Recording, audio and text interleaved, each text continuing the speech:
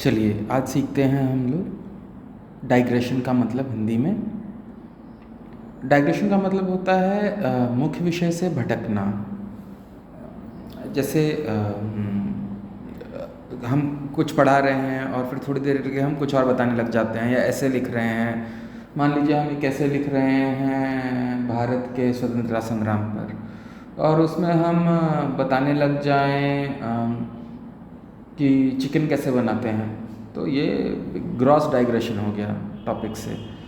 तो digression usually temporary होता है, थोड़ी देर के लिए भटकते हैं फिर वापस टॉपिक पे आ जाते हैं। सेंटेंस में अगर एग्जांपल हम बताएं तो होगा टॉकिंग अबाउट मनी। जैसे एक सेंटेंस है talking about money now would be a digression from the main purpose of this meeting. मतलब पैसे के बारे में अभी बात करना हमारा जो मिलने का उद्देश्य है, मीटिंग का उद्देश्य है, उससे भटकना होगा। डाइग्रेशन वर्ड आता है डाइग्रेस से। डाइग्रेस का मतलब ही भटकना होता है या पीछे हटना होता है। जैसे कहते हैं, कई बार हम लोग कहते हैं I do not wish to digress from the points that we are discussing. हम लोग जो पॉइंट डिस्कस कर रहे हैं मैं उनसे भटकना नहीं चाहता हूँ।